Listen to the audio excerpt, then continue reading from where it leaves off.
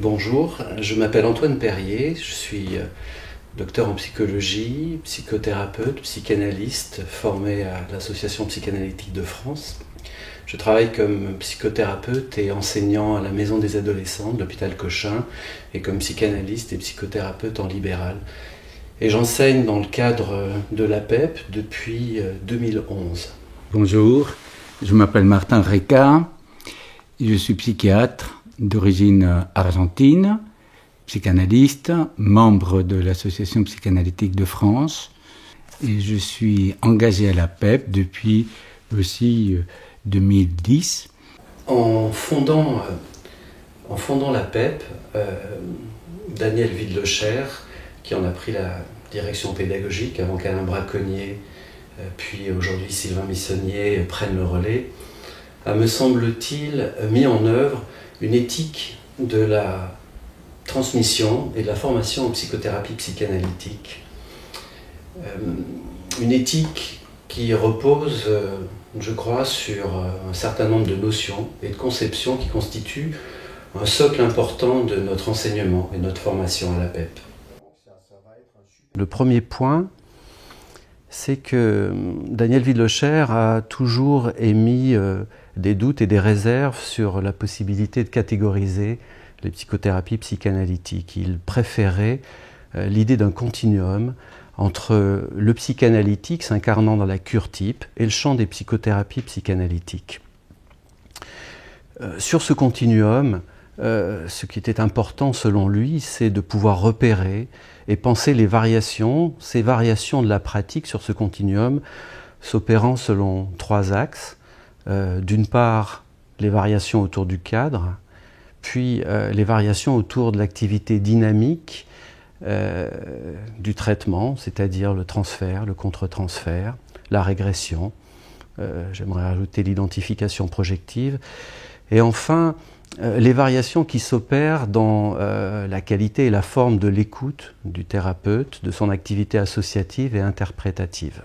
Le deuxième point, c'est à partir justement de cette idée du continuum et des variations, la question des stratégies thérapeutiques.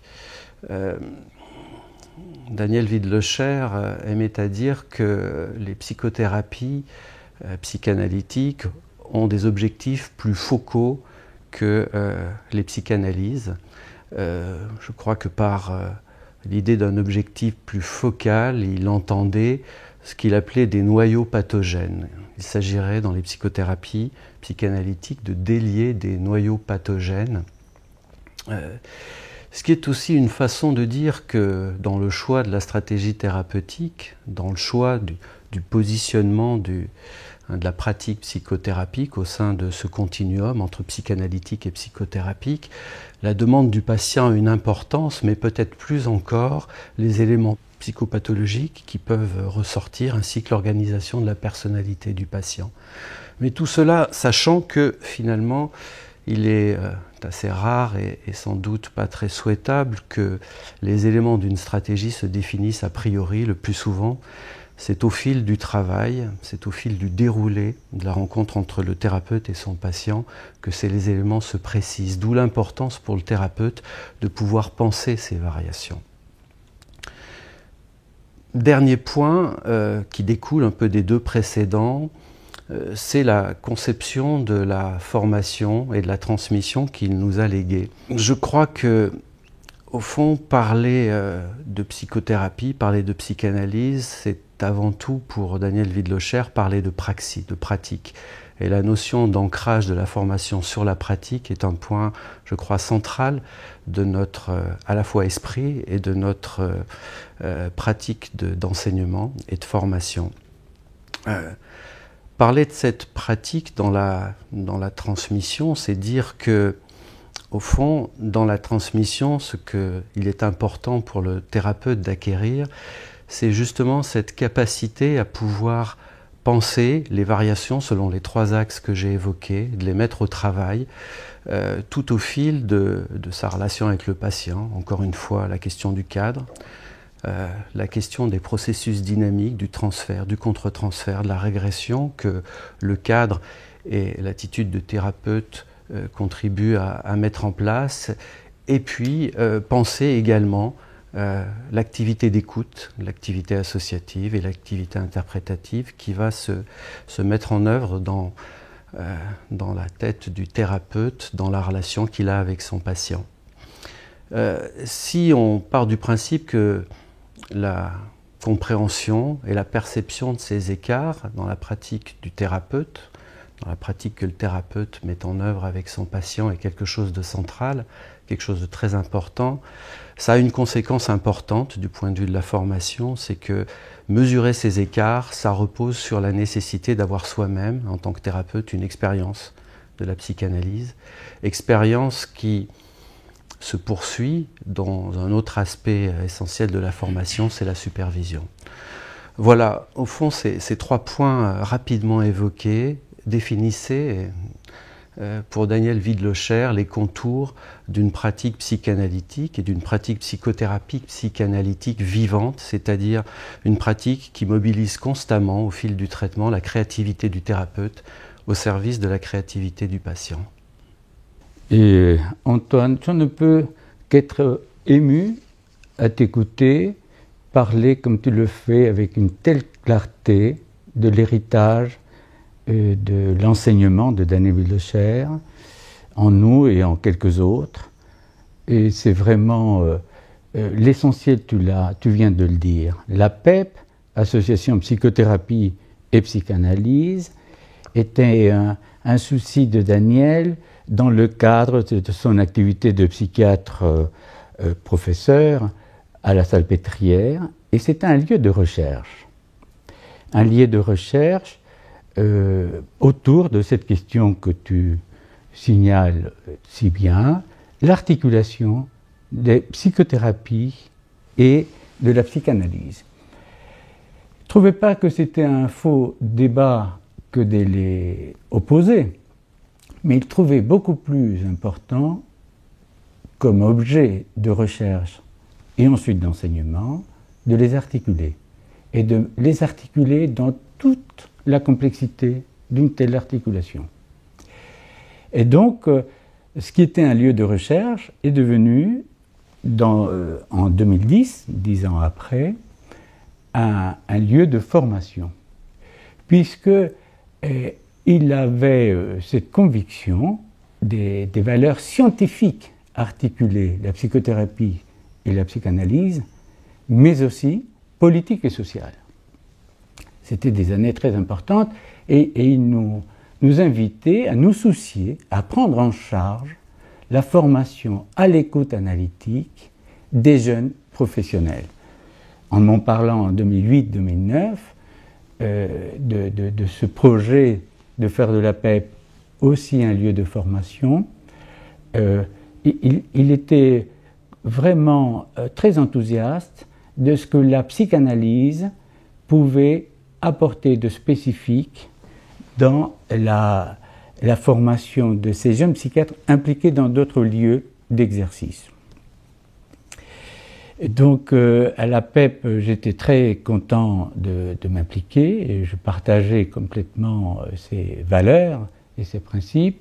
J'y ai rencontré Alain Braconnier pour mon grand bonheur, Sylvain Missonnier, des amis avec lesquels je prends toujours plaisir à travailler, et très rapidement Antoine, Christophe Ferver, pour ne citer que ce que je peux citer très rapidement, mais il y avait aussi des anciens collègues de la Salpêtrière et puis d'autres gens qui nous ont rejoints. Alors, que rajouter à ce que tu as dit aussi bien, peut-être le fait que à l'origine la PEP était un lieu de recherche et marque non seulement une espèce de historique, mais un principe. C'est-à-dire former à l'écoute analytique ne peut se faire, selon Daniel Widlocher, que dans cet esprit de recherche. Tu le dis, c'est important peut-être de le redire.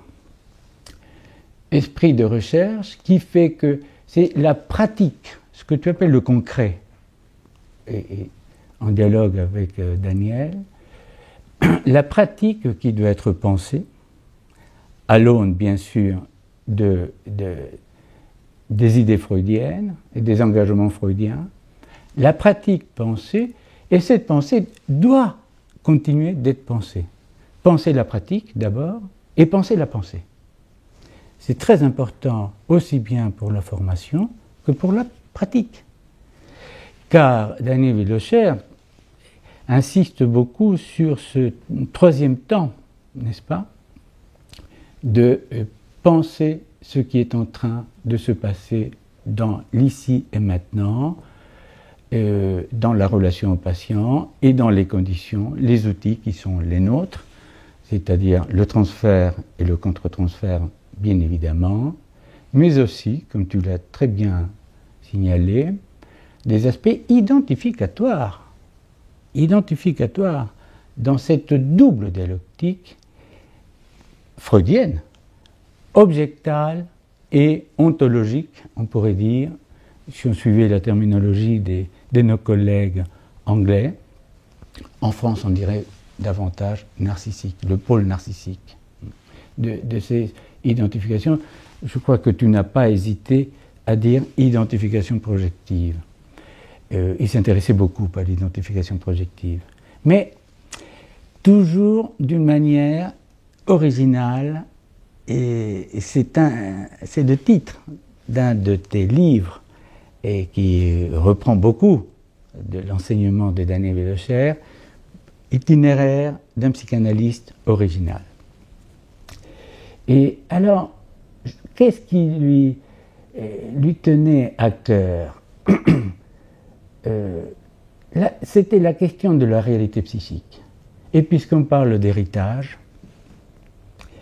cet héritage, il s'appuyait sur la manière que Ernest Jones avait nommé la réalité psychique comme héritage freudien au moment des grandes controverses au sein de la Société britannique de psychanalyse, quand ils étaient à un doigt de complètement se brouiller, d'un côté les anafreudiens et de l'autre côté les kleiniens, avec des controverses tout aussi fondées d'un côté comme de l'autre.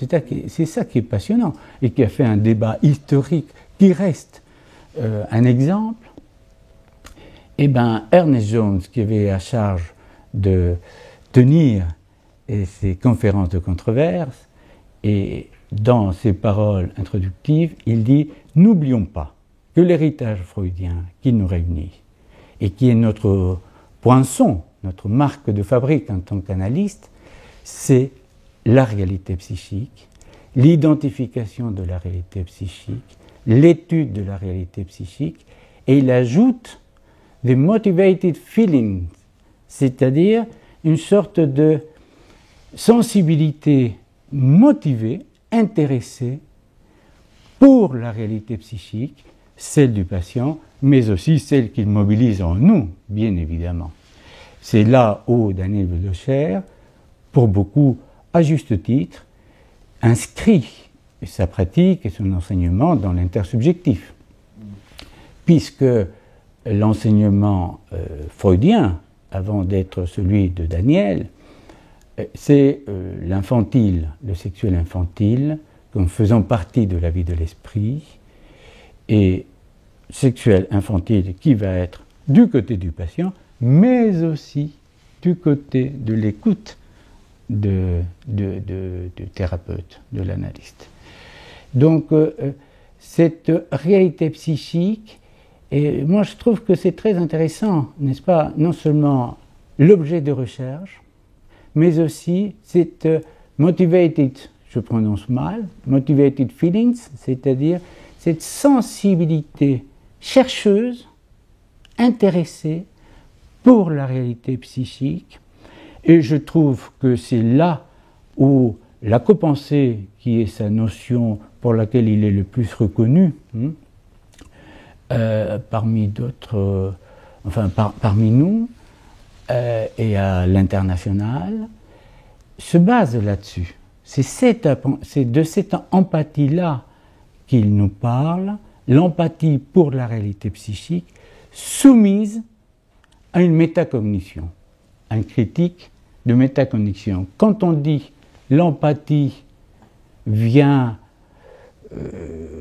corrige-moi Antoine, vient s'opposer à la lecture, à la saisie et à l'évolution, la transformation du transfert, je crois que c'est une erreur. Enfin, c'est une incompréhension de la pensée, de la proposition de Daniel Wildecher. Le transfert et le contre-transfert, ce sont les conditions qui vont permettre qu'on va développer une empathie pour cette réalité psychique pour pouvoir la penser et faire une empathie et une réflexion sur la réalité psychique actualisée, métatransférentielle. C'est-à-dire, et là-dessus je vais finir, il se souciait de la mise en représentation de ce qui était une présentation vivante. La réalité psychique est une présentation relationnelle.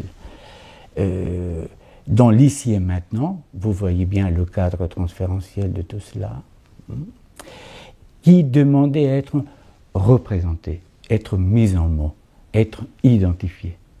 Et c'est cette activité de représentativité du fantasme qui nécessite et travaille et émane de cette associativité, ce que tu appelais l'associativité, qu'il a conceptualisé sous le nom de copensée.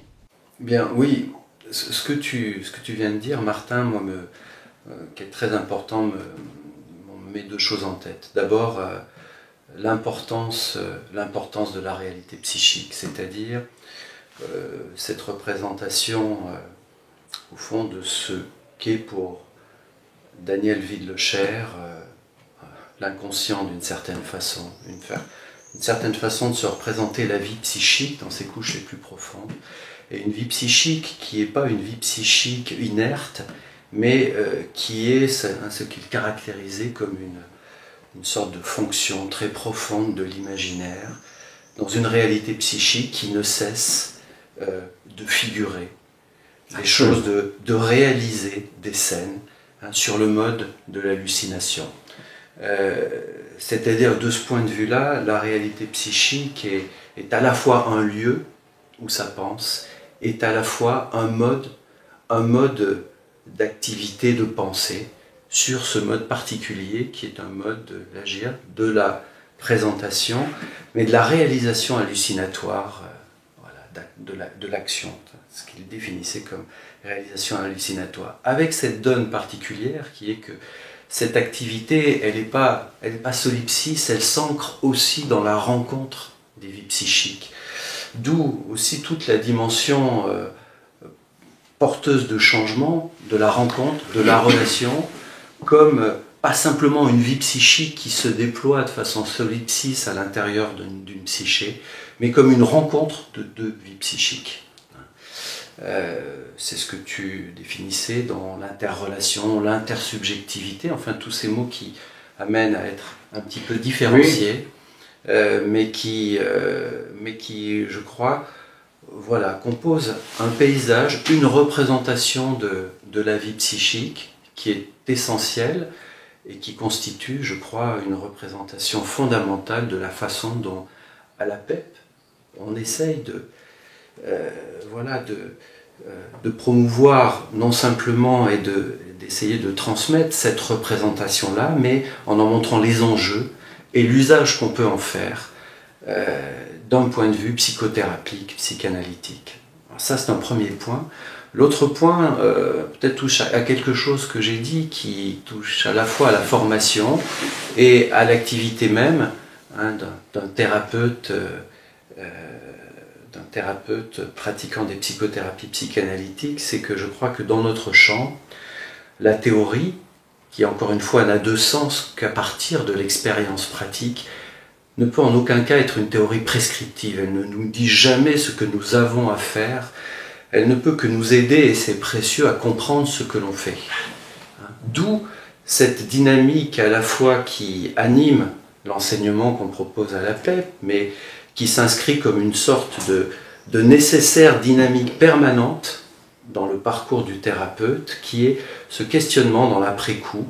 La théorie n'est pas prescriptive, elle nous aide à comprendre ce que nous faisons, à l'interroger, comme j'ai essayé de le développer, à penser les écarts sur ce continuum des pratiques, en comprenant les racines, les sources, les enjeux, l'utilité pour le patient, ce qui nécessite, au fond, ce que met en acte la supervision, c'est-à-dire toujours être dans l'échange avec un tiers qui permet et aide à penser ses propres pensées. Et je crois que c'est une entreprise pas facile, mais c'est quelque chose avec un certain bonheur qu'on a essayé, sous l'impulsion de Daniel Villelocher, de faire vivre dans cette formation à PEP. Oui, ben écoute, c'est formidable ce que tu dis, et ce dialogue que nous tenons, on peut dire que c'est la structure aussi de nos enseignements qui se font toujours à deux, parfois avec des invités. Au dernier enseignement, il y avait le professeur de Lyon qui se joignait à nous, voilà, Anne Brun, et toujours dans ce climat de débat qui était un climat de rigueur, de recherche et de pensée, bien sûr, mais aussi de confraternité, j'ai envie de le dire, de plaisir à penser ensemble. C'est très important. Ça aussi, c'est un des cœurs de l'enseignement à la PEP. J'ajouterais, tu vois, là, j'ajouterais à ce que tu disais que ces principes de Daniel Villelocher sont très importants aussi pour le changement. C'est-à-dire que la préoccupation du psychothérapique et du psychanalytique était aussi mue par une interrogation constante sur les processus de changement et ce qui allait permettre et réguler ces changements. Changements escomptés, bien sûr, dès lors qu'on engage ce type de démarche de soins. Oui, tu vois, je crois que quelque chose qui me semble très important, à la fois dans les conceptions de Daniel Villelocher et l'héritage qu'il nous lègue, c'est cette idée que si on conçoit la psychanalyse, encore une fois, comme tout le continuum des pratiques psychothérapiques, psychanalytiques, penser que nous sommes dans des praxis, c'est se dire qu'aucune théorie ne peut contenir ce que la pratique révèle et ce qu'elle met en œuvre.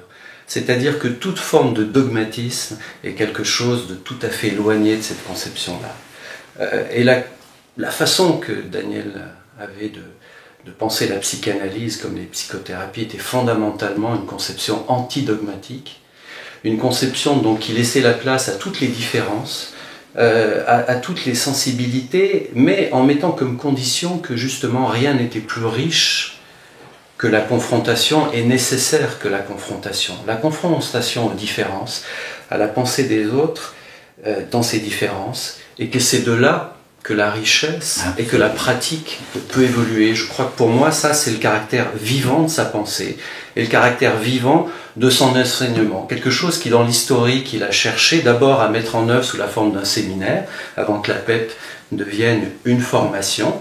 Un séminaire dont, pour en avoir suivi quelques sessions, voilà, l'idée du débat, de la confrontation, parfois confrontation jamais violente, mais engagée dans les convictions des uns et des autres.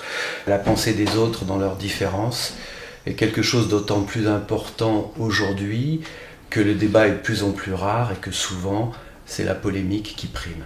Et là, dans cette idée de débat, il y avait quelque chose de profondément essentiel dans la nécessaire évolution des pratiques et de la théorie des pratiques. Tu vois. Et je crois que ce qu'il a ensuite mis en place dans le cadre de l'enseignement, tu le disais, est quelque chose qui a toujours essayé de mettre en œuvre ces éléments-là, tu l'as dit, dans les aspects les plus théoriques de la transmission. Nos enseignements sont des enseignements qui se font à deux, c'est-à-dire dans une confrontation critique mais au bon sens du terme, c'est-à-dire où il y a des points communs, des différences, et c'est un aspect important. Les supervisions collectives, elles aussi, se font à deux, encore pour maintenir cette possibilité du débat, de la confrontation des différences. Et je crois que ça, c'est vraiment quelque chose d'essentiel, un élément, un héritage de Daniel Widlecher qu'on essaye de faire vivre dans cette formation APEP.